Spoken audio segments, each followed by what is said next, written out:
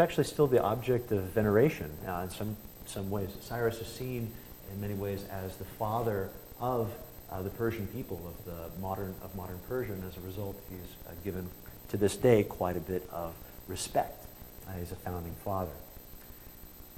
After his death, Cyrus is succeeded by his son Cambyses, who is famous for bringing Egypt into the Persian Empire. He actually campaigns all the way to Egypt in 525 BCE and brings it into the sphere of the Persian Empire. But while he's on campaign, Cambyses is killed on his way returning to the heartland. And what we see is the rise of an usurper, a clear usurper by the name of Darius the First. And Darius or Darius, say either way. Darius is not in the direct line to inherit the throne. He takes power, and in doing so, has to legitimize the way that he takes power, right? So Cambyses is dead. He's now killed the heir apparent, a man by the name of Smerdis, the brother of Cambyses. And he goes on a very, very elaborate propaganda campaign to explain this. An example of which can be seen here on the Bistun relief, which dates to the reign of Darius in 520.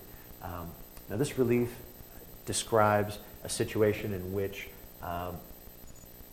Darius describes a very complicated story of palace intrigue in which he says that Cambyses had actually killed his own heir, Smerdis, his brother, and secretly killed him. And then while he was on campaign, he wasn't killed in battle. He actually ended up committing suicide.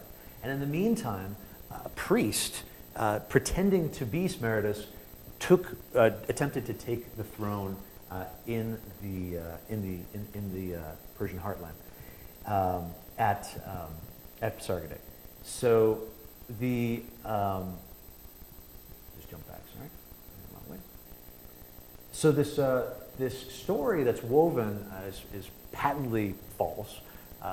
Most likely what happened was that Smerdis, in the absence of Cambyses, right, Cambyses going all the way to Egypt, may have tried to take control, and Darius put a rebellion down. But one way or the other, Darius is trying to legitimize his rule in this stele, in this relief at Bistun, and also in texts that were sent out in the form of tablets all over the Persian Empire to sort of say what had happened. And as you can imagine, this does not go over well. It does not go over well at all. They see Darius as an usurper, as he probably was, and rebellions end up breaking out all over the Persian Empire. The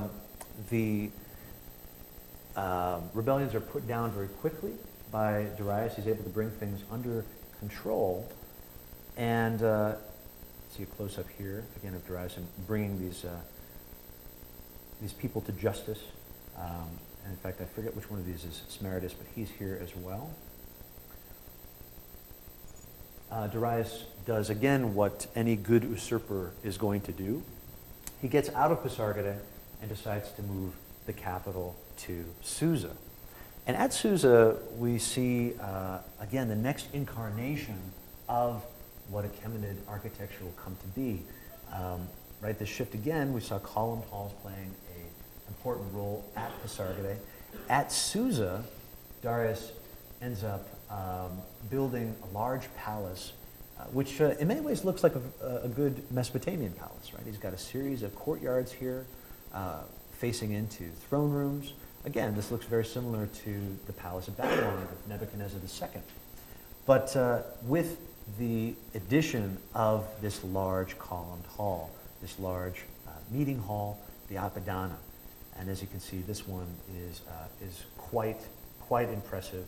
It's 109 meters by 109 meters.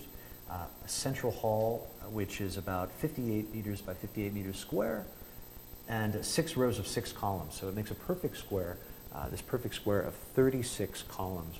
And again, blends this new tradition of building apadanas with the old tradition of palace building, very much in the Assyrian style. So we're gonna pick up with Darius, or Darius, however you want to say it, in next time. But actually, I'm gonna have to wrap things up shortly because we have to do our reviews today. So I thought I'd give you some time to fill out a course evaluation.